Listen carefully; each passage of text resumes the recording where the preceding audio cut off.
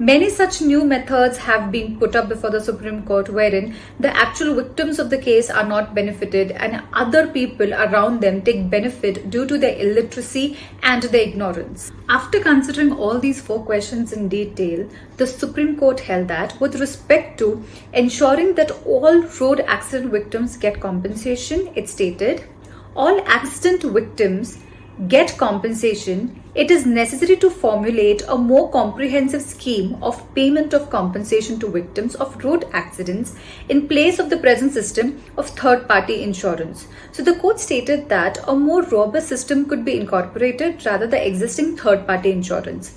For example, it further gave certain examples of different countries. It gave an example of South Africa and some other African countries wherein road accident funds have been created, managed by road accident fund commissions, thereby eliminating the need for third-party insurance. All accident victims, without exception, are paid compensation out of the said fund by the commission. So all the issues where the victims were illiterate or they were illegal or whatever the case may be, they all were paid compensation under the said commission.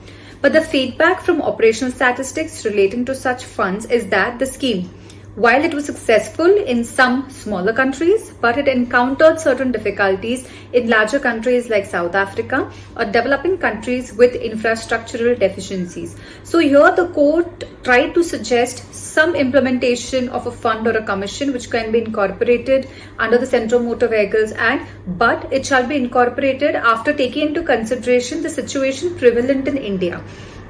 Similarly, the court also proceeded with an alternative scheme involves the collection of one-time or lifetime third-party insurance premium by a central insurance agency in respect of every vehicle sold in a manner similar to the collection of a lifetime road tax.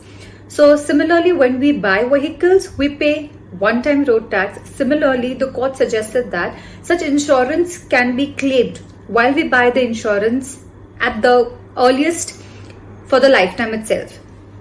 The fund created by collection of such third-party insurance can be augmented or supplemented by an appropriate road accident cess or surcharge on the price of petrol or diesel sold across the country.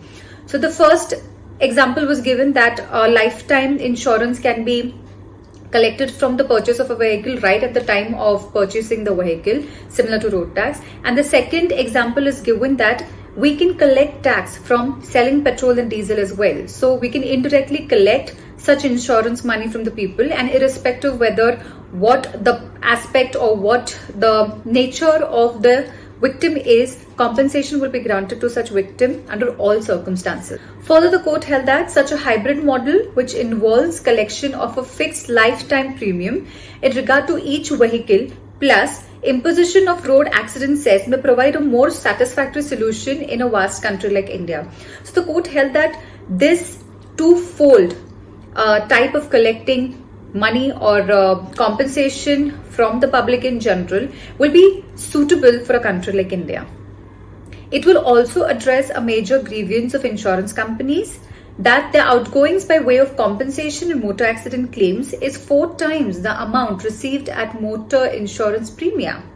So the problem faced by the insurance company is that what they receive as premium from people and what they give to people as compensation, there's a difference of 4 times. So for example, they receive a premium of 1 lakh rupees from a person, but what they pay compensation is 4 lakh rupees. So what is to be done in such a situation? They will obviously be deficit in case of money to pay compensation to future victims. So the court suggested that they have to compulsory pay the victim, but where it considers to paying compensation to the damage caused to the vehicles, it may be optional that in certain situations the compensation to the vehicle may be compensated, in such situations it may not. This seems more kind of a liberal policy.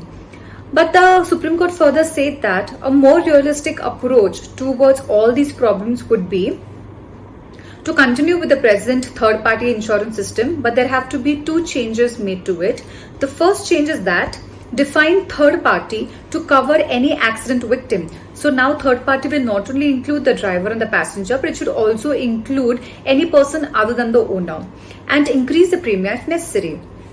The second, the court held that increase the quantum of compensation in case of hit and run cases under Section 161 of the Motor Vehicles Act. Furthermore, the Supreme Court held that India has the dubious distinction of being one of the countries with the highest number of road accidents and the longest response time in securing first aid and medical treatment.